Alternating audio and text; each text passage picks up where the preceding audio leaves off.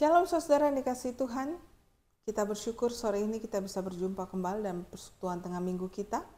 Mari sebelum kita bersama muji dan meninggikan nama Tuhan, kita bersatu di dalam doa.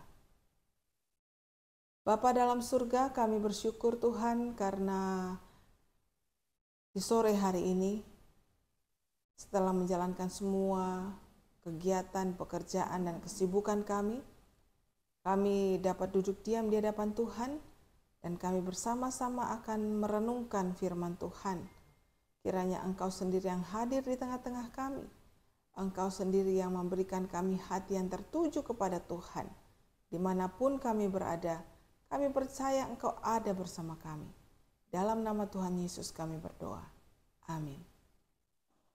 Saudara yang dikasihi Tuhan, sebagai orang-orang yang Tuhan kasihi, maka senantiasa Tuhan memberikan perlindungannya, kasih-Nya bagi setiap kita. Karena itu tidak perlu khawatir menghadapi hari demi hari, tetap bersandar sama Tuhan, tetap memuji akan Dia, tetap meninggikan akan Dia.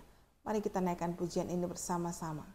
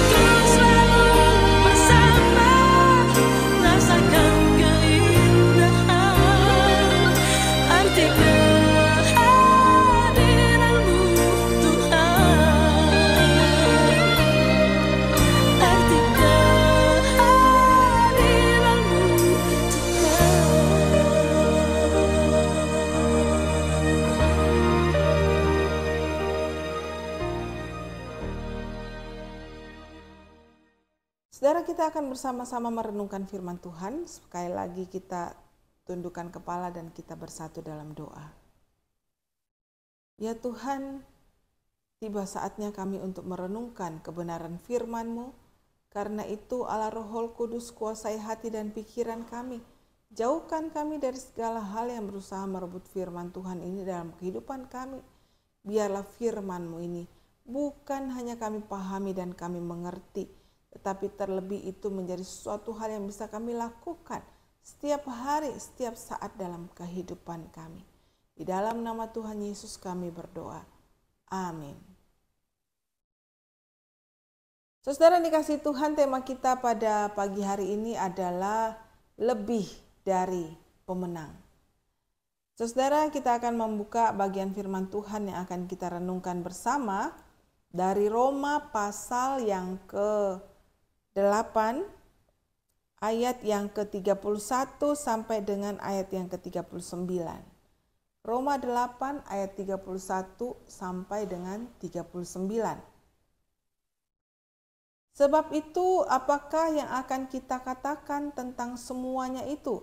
Jika Allah di pihak kita, siapakah yang akan melawan kita? Ia yang tidak menyayangkan anaknya sendiri, tetapi yang menyerahkannya bagi kita semua. Bagaimanakah mungkin ia tidak mengaruniakan segala sesuatu kepada kita bersama-sama dengan Dia? Siapakah yang akan menggugat orang-orang pilihan Allah? Allah yang membenarkan mereka. Siapakah yang akan menghukum mereka? Kristus Yesus yang telah mati, bahkan lebih lagi yang telah bangkit, yang juga duduk di sebelah kanan Allah, yang malah menjadi pembela bagi kita. Siapakah yang akan memisahkan kita dari kasih karunia Kristus? Penindasan atau kesesakan, atau penganiayaan, atau kelaparan, atau ketelanjangan, atau bahaya, atau pedang? Seperti ada tertulis, oleh karena engkau kami ada dalam bahaya maut sepanjang hari. Kami telah dianggap sebagai domba-domba sembelihan.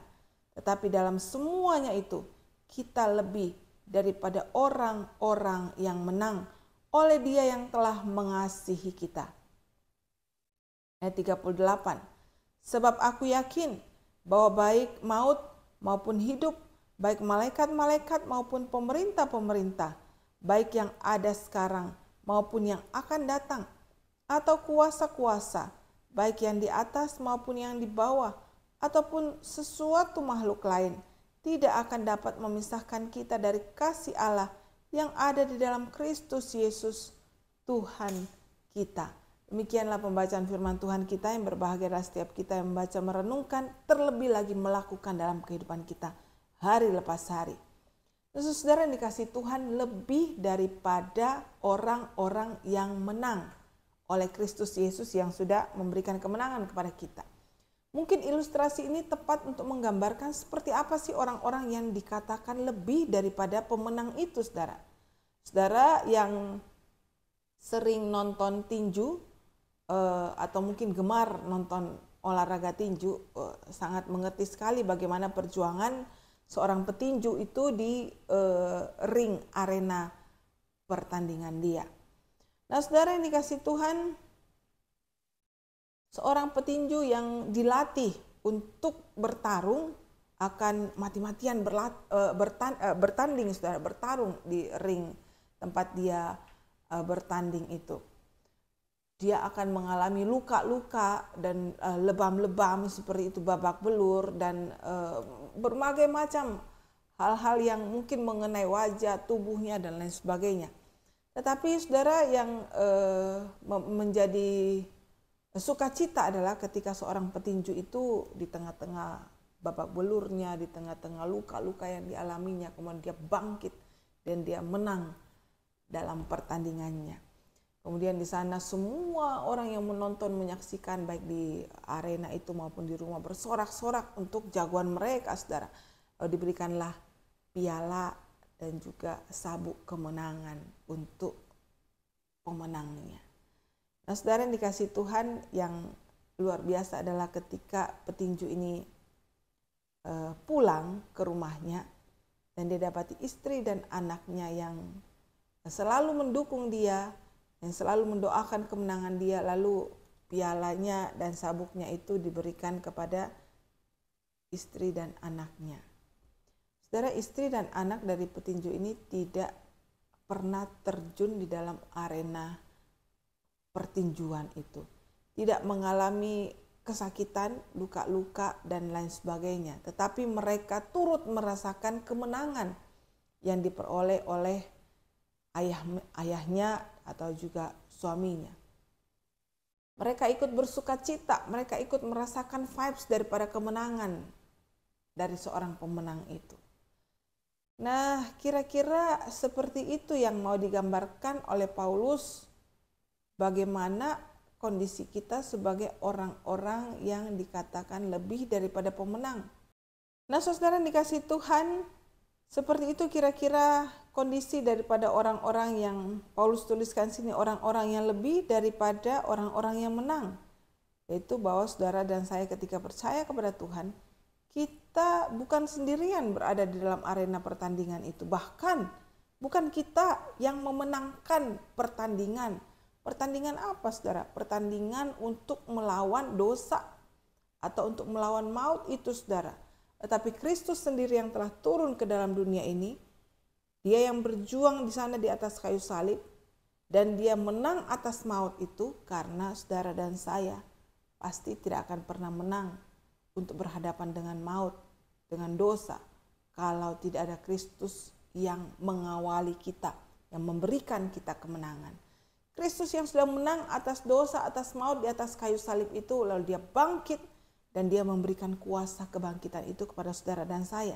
Sehingga kuasa kebangkitan itu yang memampukan saudara dan saya untuk menjalani hidup ini dan berjuang menghadapi segala macam godaan, tantangan yang kita hadapi hari demi hari dalam kehidupan kita, supaya kita diberikan satu kuasa menang menghadapi kuasa dosa yang selalu ingin mengikat kita.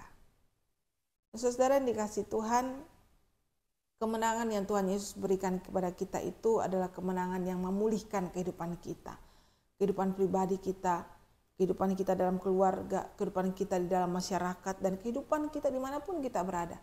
Kristus yang bangkit dan menang atas dosa dan atas maut itu juga memberikan apa kepada saudara dan saya?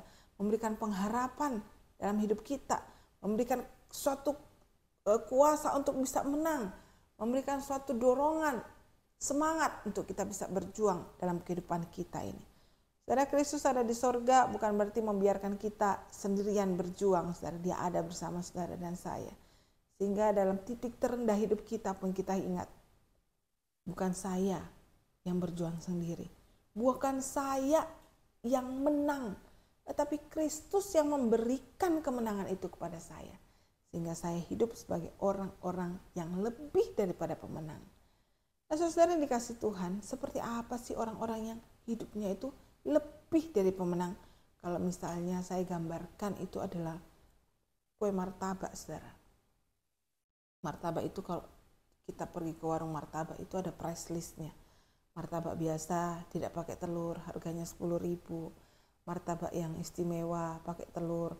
Martabak yang super itu, saudara, lebih daripada istimewa itu harganya lebih mahal, saudara. Pastinya rasanya juga berbeda-beda. Kalau misalnya saya gambarkan seperti martabak itu, orang-orang di dunia ini hidup, saudara, maupun baik orang yang percaya maupun tidak percaya, saudara, itu pasti hidup itu penuh perjuangan.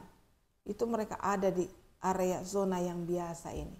Lalu kemudian ada penghargaan-penghargaan yang mereka terima, prestasi-prestasi yang mereka terima, entah dalam studi mereka, dalam pekerjaan mereka, dalam hidup mereka. Ada yang sukses, meraih kesuksesan, menjadi orang yang berhasil, menjadi orang yang ternama, terpandang seperti itu. Mereka menjadi orang-orang istimewa di hadapan, di mata manusia. Tetapi orang-orang yang lebih dari pemenang itu bukan hanya berhasil dalam dunia ini, tetapi juga dia berhasil dalam pandangan Allah, menjadi orang yang berkenan di hadapan Allah. Karena saudara, sejatinya saudara dan saya ini tadinya sebelum percaya sama Tuhan adalah seteru Allah. Saudara, kalau kita seteru Allah itu berarti kita selalu bertentangan dengan Tuhan Allah. Semakin kita bertentangan dengan Tuhan Allah, semakin jauh hidup kita dari kehendak Tuhan, semakin kita menuju kepada kehancuran. Itulah sebabnya Tuhan datang dan memberikan keselamatan, jaminan kepada kita. Lalu orang-orang yang lebih dari pemenang ini, saudara, Tuhan rindu memberikan kepada orang-orang yang percaya kepadanya yang lebih dari pemenang itu bukan hanya keberhasilan secara duniawi, tetapi juga satu kehidupan yang memberikan makna bagi sekitarnya, menjadi berkat bagi sekitarnya. Satu kehidupan yang memberikan pengharapan baik bagi dirinya maupun orang-orang di sekitarnya, saudara. Orang yang lebih dari pemenang adalah orang yang selalu ada di pihak Allah. Saya mau bacakan kembali ayat 31, saudara. Sebab itu, apakah yang akan kita katakan tentang semuanya itu? Jika Allah di pihak kita, siapakah yang akan melawan kita? Jika Allah di pihak kita, siapakah yang akan melawan kita? Bukan berarti kalau saudara dan saya percaya sama Tuhan lalu gak ada orang yang benci, gak ada orang yang gak suka. Bukan, saudara. Yang Paulus maksudkan ini, siapakah yang mampu melawan kita kalau kita ada di pihak Allah. Allah di pihak kita. Suatu ketika ada seorang anak remaja, dia takut sekali kalau mau pulang sekolah, saudara. Kenapa? Karena itu sudah mulai sore, petang, dan dia harus melewati satu gang sempit, gang kecil seperti itu untuk sampai ke rumahnya. Di situ anak-anak berandalan, saudara, suka minta uang sama dia, suka bully dia. Akhirnya dia malas untuk sekolah. Satu ketika ibunya bilang, kenapa kamu nggak ke sekolah? Aku tuh takut setiap kali pulang sekolah harus menghadapi anak-anak yang nakal di gang kecil itu. Lalu kemudian ibunya bilang, apa-apa, hari ini kamu pergi sekolah. Ada seseorang yang akan jemput kamu ketika kamu pulang sekolah petang ini. Dan dia akan mengantarkan kamu selamat sampai di depan pintu rumah kita. Setelah itu tidak akan ada yang berani mengganggu kamu lagi. Nah, saudara yang dikasih Tuhan, waktu anak ini pergi sekolah, pulang sekolah, yang jemput dia itu ternyata pamannya dia, adik ibunya. Seorang tentara, tinggi besar, kekar, saudara. Jalan bersama dengan dia. Benar aja, saudara. Nggak ada satu anak pun yang berani, satu anak berandal pun yang berani gangguin dia. Mintain dia duit, saudara. Ataupun membuli dia. Sampai di depan rumah dia. Wah, dia bangga sekali. Pulang ditemani oleh pamannya. Esokan harinya, beberapa hari ditemani seperti itu. Memunculkan rasa percaya diri, saudara. Sehingga akhirnya dia pergi sekolah, pulang sekolah dengan penuh sukacita lagi. Nah, saudara yang dikasih Tuhan, Kristus bukan hanya temanin kita 1-2 hari atau 1-2 minggu atau 1 tahun, bukan, saudara. Setiap hari Kristus ada bersama kita. Persoalannya adalah kita mau gak sih kalau Tuhan Yesus itu ada di pihak kita, Allah itu ada di pihak kita. Atau jangan-jangan kita merasa canggung. Tuhan kok ada di sini ya? Tuhan kok ada di kantor saya ya? Tuhan kok ada di tempat seperti ini ya bersama dengan saya? Kita nggak mau, saudara. Kita cuma mau itu Tuhan ada bersama kita ketika kita menghadapi pergumulan, persoalan, kesulitan hidup. Ketika kita lagi happy-happy, bersenang-senang. Kadang-kadang di tempat tertentu kita nggak ingin Tuhan ada. Tuhan, ini tempat di mana saya melakukan kecurangan. Tuhan, jangan bersama saya. Kadang-kadang kita ada di tempat yang Tuhan tidak ingin kita ada di situ. Padahal kita tahu dengan nalar kita, Tuhan tidak ingin kita ada di situ, tapi kita paksain, Tuhan jangan ada di sini Tuhan. Nanti aja kalau saya sudah pulang rumah baru Tuhan di situ sama saya. Nah, saudara yang dikasih Tuhan, seorang pemenang, seorang yang lebih dari pemenang, selalu ada bersama Tuhan. Mengerjakan seluruhnya bersama dengan Tuhan. Maka tidak akan ada yang dapat mampu melawan kita. Paulus bilang, jika Allah di pihak kita, siapakah yang akan melawan kita? Karena itu berjalan bersama Tuhan. Selalu menggandeng tangan Tuhan. Selalu hidup seturut dengan kehendak Tuhan. Itulah orang-orang yang ada di pihak Allah. Kalau ada dalam medan peperangan, saudara, kalau kita sepihak dengan Allah, itu berarti kita melakukan perintah dari komandan kita, dari Allah, dari Tuhan Yesus kita. Tetapi kalau kita melakukan sebaliknya, berarti kita itu berkata kita di pihaknya, tapi kita justru sebenarnya ada seteru Allah. Kita yang tadinya seteru Allah dibebaskan oleh Tuhan Yesus menjadi pemenang-pemenang atas hidup ini. Harusnya kita berdiri di pihak Allah, melakukan apa yang Allah perintahkan setiap hari, setiap saat dalam hidup kita. Bukan hal yang mudah, tetapi Allah pasti memampukan kita. Lalu apa yang dikatakan selanjutnya oleh Paulus? Ayat selanjutnya sampai dengan ayat 36, di situ Paulus menuliskan bahwa memang ketika kita di pihak Allah itu ada banyak sekali pergumulan, pertentangan, godaan dan lain sebagainya, penganiayaan bahkan saudara. Saudara kalau mengetahui latar belakang daripada jemaat Roma di mana Paulus tuliskan tentang keyakinan iman ini, mereka itu berada dalam kondisi yang tidak mengenakan dan tidak baik-baik saja saudara. Bukan mereka itu ada dalam kondisi yang tenang-tenang, tidak seperti itu. Mereka hidup di tengah-tengah tekanan masyarakat yang tadinya itu adalah mungkin kawan mereka, saudara mereka, bersama-sama dengan mereka. Tapi ketika mereka percaya sama Tuhan, lalu mereka diasingkan, saudara. Mereka itu mulai ditindas, saudara, dipojokkan. Ketika mereka percaya sama Tuhan, mereka itu tidak mendapat hak-hak seperti yang sebelumnya mereka dapatkan. Bahkan hidup mungkin menjadi lebih sulit. Usaha mereka, pekerjaan mereka menjadi lebih sulit, saudara. Mereka harus berjuang di sana. Belum lagi Kaisar Roma saat itu adalah kaisar yang tidak suka dengan kekristenan, saudara. Sengaja membakar satu kota, lalu menuduh orang-orang Kristen yang membakarnya. Mereka menghadapi penganiayaan fisik, saudara. Lalu kemudian beberapa dari orang-orang Kristen itu ditangkap di penjara, saudara, di sana. Nah itu Paulus bilang di tengah-tengah penderitaan penganiayaan yang engkau alami, ingat, engkau harus tetap di pihak Allah supaya engkau kuat dan menang atas pencobaan itu. Satu ketika seorang petani itu tinggal di sebuah desa.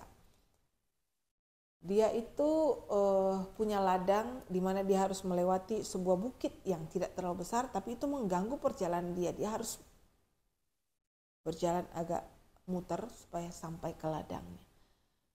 Dia berdoa, Tuhan, kata Alkitab, kalau kita punya iman sebesar biji sesawi, maka gunung saja bisa dipindahkan. Ini cuma bukit kecil, Tuhan. Bisa nggak Tuhan? Pindahkan bukit ini supaya saya bisa berjalan ke ladang saya lurus aja, gak usah muter, sehingga saya gak makan waktu, saya bisa mendapatkan hasil yang lebih daripada yang saya dapatkan sekarang. Tuhan bilang seperti ini sama dia. Ini cerita anekdot, saudara. Oke, mulai besok kamu dorong bukit itu. Dorong Tuhan. Iya, kamu dorong dengan tenaga kamu. Sorong, dorong bukit itu.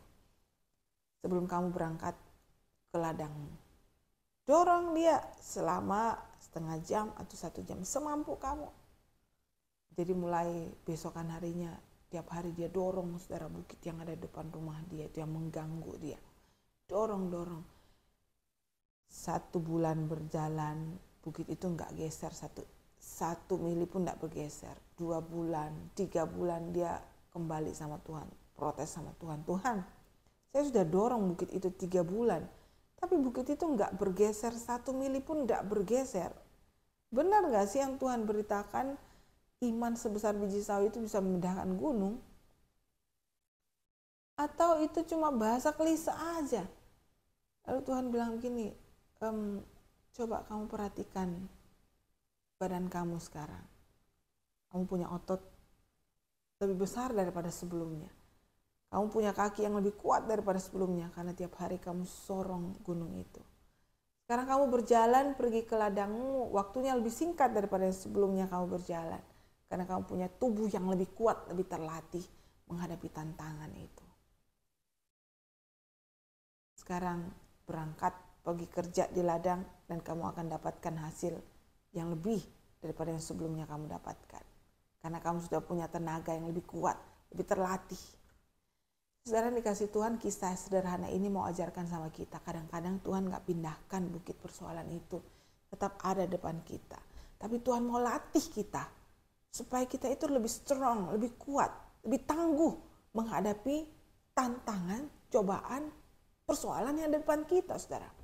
Sehingga mau bukit itu ada depan kita atau tidak, kita tetap bisa menghadapi kehidupan ini dan bisa berkarya bagi Tuhan, bisa menang di dalam hidup kita.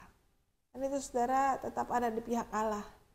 Persoalan apapun, pergumulan apapun, ini bukan bahasa klise saudara. Kalau kita ada di pihak Allah, Tuhan Allah yang akan berikan kita kekuatan, kuasa, kemenangan, pemulihan dalam kehidupan kita hari lepas hari. Sama seperti jemaat Roma yang setia, Tuhan angkat mereka menjadi orang-orang lebih daripada pemenang.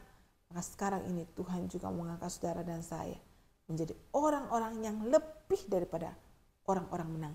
Orang Roma itu kalau mereka menang saudara, diberikan satu mahkota, dia arak mengelilingi kota itu dan dielu-elukan seperti itu. Nah, saudara dan saya kalau kita sampai di akhir titik hidup kita itu kita menang, kita tetap setia sama Tuhan, kita berada di pihak Tuhan. Oh saudara, mahkota kemenangan itu Tuhan akan berikan sama kita.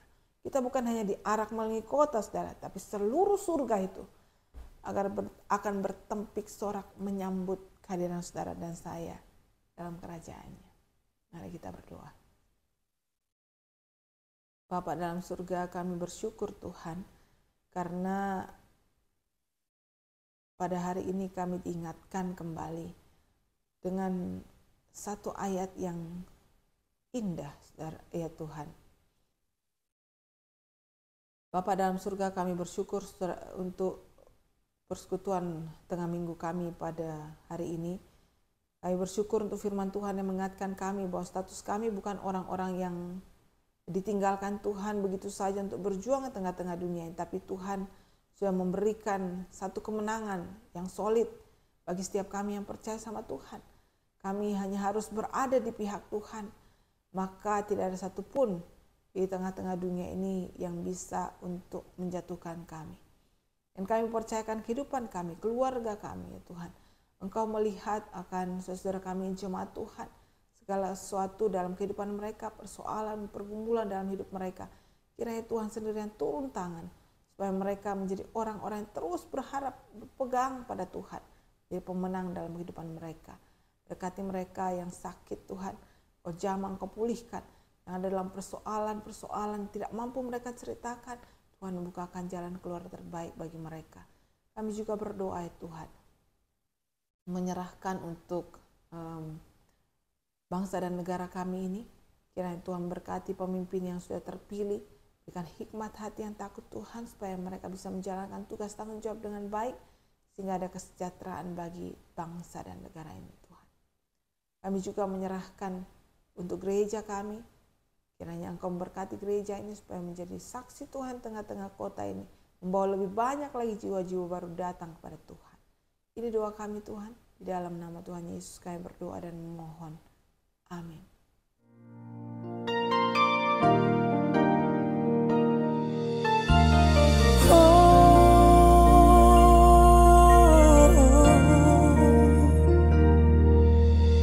Hidup mungkin tak selalu indah, tak seperti yang kuharapkan. Namun ada Yesus yang setia, bersamaku melewati semua. Jalanku pun mungkin takkan mudah di dunia tanpa kepastian. Namun ada Yesus yang setia, bersamaku melewati semua. Aku tahu semua ini takkan mampu aku lewati, tanpamu Tuhan, penolong dalam hidupku. Selamanya takkan ku ragukan kuasa-Mu Tuhan, dengan iman ku melangkah.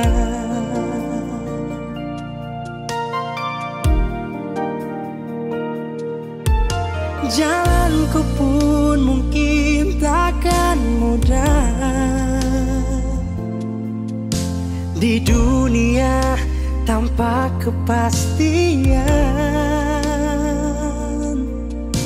namun ada Yesus yang setia bersamaku melewati semua. Aku tahu semua ini takkan mampu aku lewati tanpamu Tuhan, penolong dalam hidupku. Selamanya takkan ku ragukan kuasa-Mu Tuhan, dengan imanku melangkah.